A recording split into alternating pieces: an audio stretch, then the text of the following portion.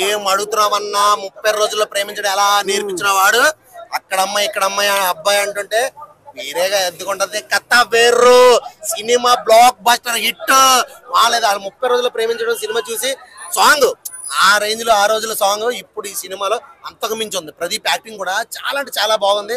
మనోడు హీరో అయిపోయాడు అన్న. ఇంకా అన్న సినిమా మాత్రం సూపర్ సూపర్ సూపర్. అసలు లవ్ స్టోరీ ఏమన్నా లవ్ స్టోరీ.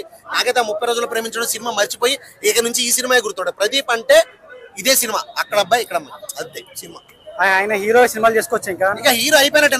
నేను ఈ సినిమా చూసిన తర్వాత అనిపించింది ప్రదీప్ యాంకరింగ్ మానేసుకుని హీరోగా ఫోకస్ పెడితే ఇలాంటి సినిమాలు చేసుకోవచ్చు.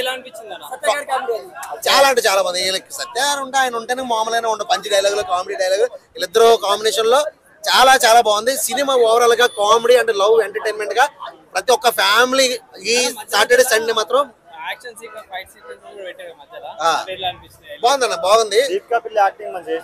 అసలు యాంకర్ గా పిల్లి పిల్లలా లేదు పులి పిల్లలా దూకింది హీరో మీద. చాలా బాగుంది. చాలా అంటే ఒక పీస్ఫుల్ మైండ్ వచ్చింది అన్న సినిమా చూసిన తర్వాత.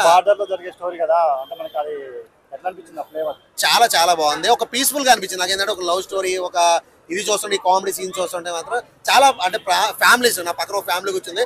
వాళ్ళైతే కొన్ని సీన్లు అయితే నవ్వి అసలు పిల్లలు కానీ అందరూ ఆనందం. లేడీస్ అయితే మాత్రం ఫుల్ ఎంజాయ్ చేస్తున్నారు సినిమాకి. ఈ నాకు తెలిసి సాటర్డే సండే మాత్రం ఇది హౌస్ఫుల్ ఖచ్చితంగా.